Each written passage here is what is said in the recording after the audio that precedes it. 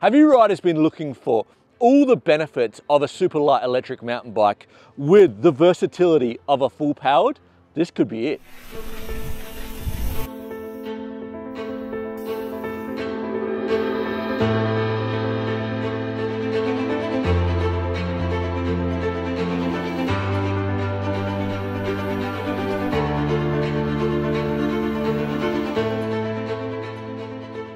Riders, welcome back to Sam's Bikes, where you know we only talk e-bikes, and today is my 6-week review on the Rotwild RX375. I've had so much fun on this little whippet. This bike is so fast on the right trails, and I think it is one of, if not the most versatile, super light trail e-bike on the market. And before we crack on with the review, a massive shout out to Quadlock, the long-term sponsor at Sam's Bikes. I absolutely love having my Quadlock on my handlebars because I use it as a teleprompter for a lot of my reviews while I'm out on the bike. Absolutely love it. And riders, the legends at Quadlock are given a 10% discount to all Sam's Bikes riders. So check it out in the show notes. And also, massive shout out to Rotwild for sending out the RX375. So what is the Rotwild RX375? Well, I'm saying it's a full-powered electric mountain bike and an SL in one.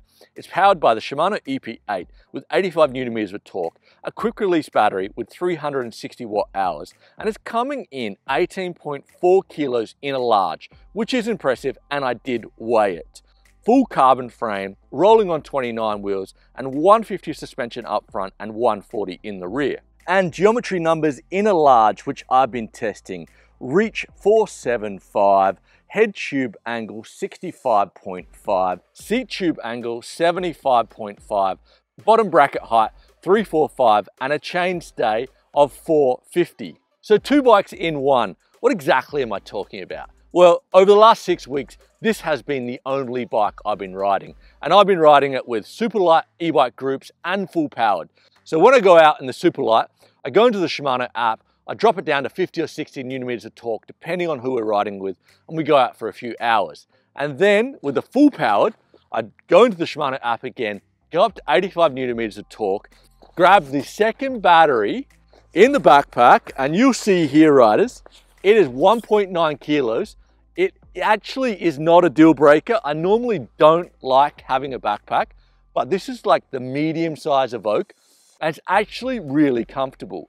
And also, I was out with Jorge the Punisher the other day. He was on the Giant Rain with 800 watt-hour battery.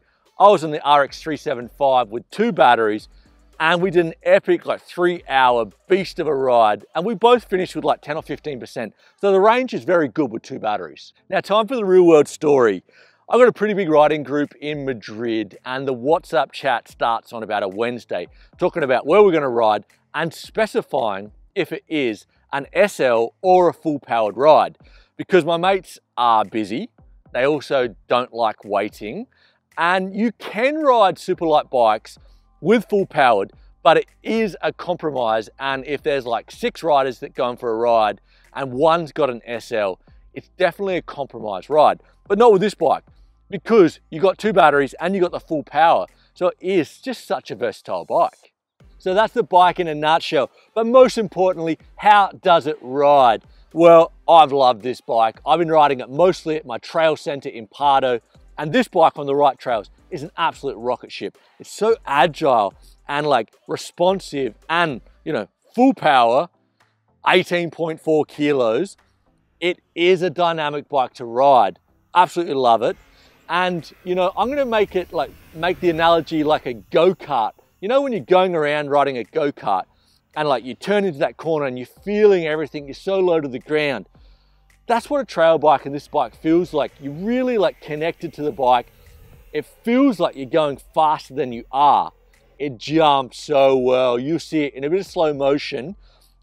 This bike with the 450 chainstay 29ers, man, and 150 at the front, 140 at the back. The thing about trail bikes is when you're jumping, they don't have that much suspension, so they don't suck the lip away. You can launch this bad boy, and with the 29ers, it's so stable on the landing. Trail center, amazing. Then if you go enduro riding, the bike can obviously still do it, but you have to slow it down. You have to pick your lines better. And I was riding with Martin, who rides pretty fast. And on trails that I knew, I was keeping up with him on an enduro bike. But what I found out, so we went for like a 2-hour ride. The first hour I was fine. The second hour I got really tired because you have to bring more. If you want to go enduro riding, you're bringing more, it's taking more from your body. So the bike's more tiring for longer enduro rides. And what about a bike park? Would I go to a bike park? I'm going to say probably not with this bike. I reckon you need a bit more suspension.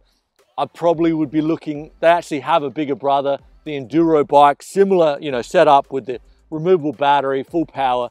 So I'd probably be opting for something like that. And what about climbing? Well, it's a super light, it's 18.4 kilos, 85 newton-meters of torque, longest chainstay and 29ers. The bike is a great climber.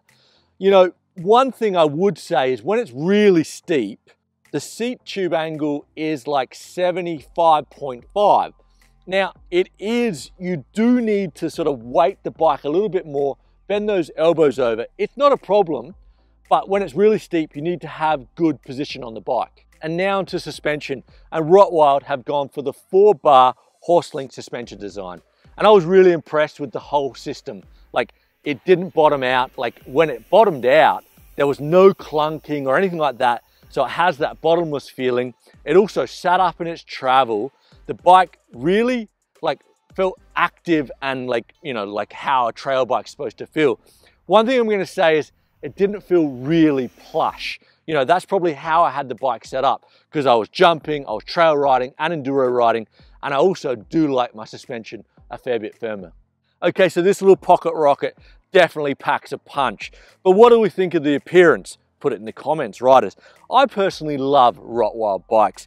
They're not trying too hard. They're elegant and just classic looking. And some of my Aussie mates actually said, "Hey Sam, what are you riding?" They didn't even know who Rotwild was, which surprised me, but they're Aussie. And Rotwild mainly sells in Europe. Rotwild started in the 90s and was massively involved in the Downhill World Cup series, with several international riders representing Rotwild. And in 2013, they saw the light. They introduced the first electric mountain bike that was fully integrated, the battery and motor. And fast forward 10 years, Rotwild only make e-bikes. So that's quite fitting because we only talk about e-bikes. So this is an e-bike review. So let's talk about the heart of the e-bike, the Shimano EP8. The EP8 has 85 newton-meters of torque, a very natural pedal stroke. And I think one of the benefits from this motor on this bike is when you're over the limiter or you're riding the bike with the motor off, the way it decouples is there's next to no drag. So it is a very natural feeling motor on or off or above the limiter. I'm also going to say the EP8 does have a bit of a rattle. And I'm going to say like the first time I tested it in 2019 on the Commensal Metapower SX, I think the rattle was more prominent. I think Shimano have done some work, or it could be how the frame conducts the sound of that rattle, which does change from frame to frame. I'm also going to say the high end, so the peak power of this motor is a little bit lacking from the others, so Bosch, Bros and Yamaha, but on a super light bike, it's absolutely fine. So the quick release battery system in the RX375 is so unique, and I absolutely love this system because like, look how easily this goes in. So that goes in there, and all you do, push it down and it clicks into place. Now, a couple of the riders saw it out in the trails and they asked me, the first thing they said, does it rattle or make any noise? Because older e-bikes had, with the batteries that were removable, did.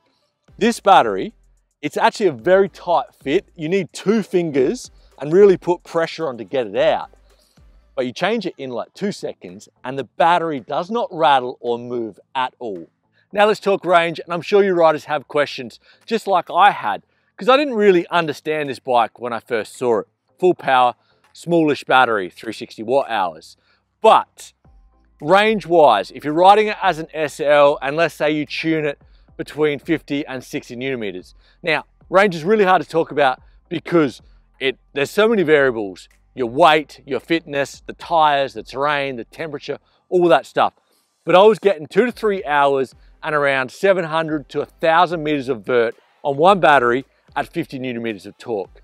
Now on a full powered, so with 2 batteries, as I said, I went out with Jorge. I think it was about 1,000 meters of vert, but it was like this, man. It was a really hard ride. It was 3 hours in the saddle, and we both used like pretty much the whole battery. I think I had 10% left. So if you are wanting to ride with full powered, definitely get yourself a spare battery. And then the power hour, well, obviously you have no problem with that because full boost, 1 battery, 1 hour, no problem. The RX375 is available in 4 sizes, and I've been riding the large with a reach of 475 millimeters, and I'm at 183 centimeters, and I've found this a perfect fit for me. I definitely would not be sizing up or sizing down, because remember, this is a trail bike. You want it to be playful. You don't want to oversize. But saying that, if you are right in between sizes and you are like a newish rider, maybe go and size up to that next size because the bike will be more stable. The RX375 is available in 3 models. The Core, 8,499 euros, the Pro, 9,499 euros, and the top of the pops, the Ultra, 12,499, and that's the one I've been testing. Rotwild is a high-end boutique brand, and their prices reflect that. But I also want to add in, they spec their bikes with components that are going to do the job and last. So I'm saying a base model in this bike is more like a mid-tier model in other brands. And it's not all gravy. The things that I think could be improved on the RX375. First off, 165 cranks. This is not a big deal, but I'm so used to riding 160s or even 155 cranks at the moment.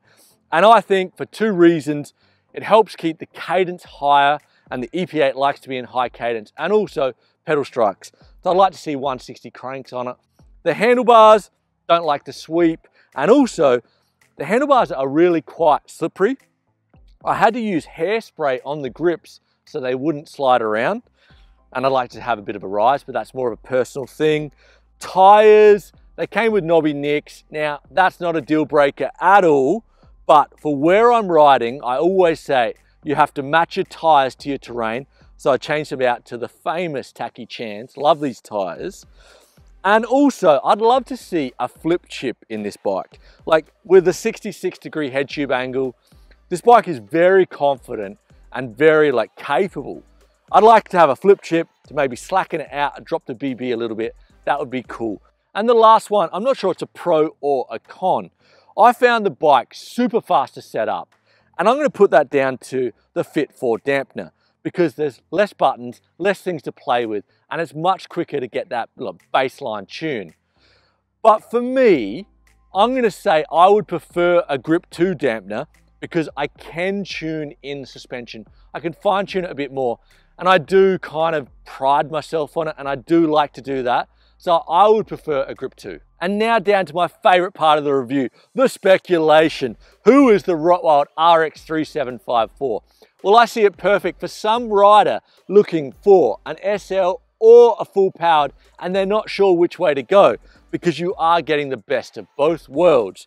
And also, if you riders like the idea of the full powered and the quick release battery, Rotwild do an enduro and a gravity version that you should check out.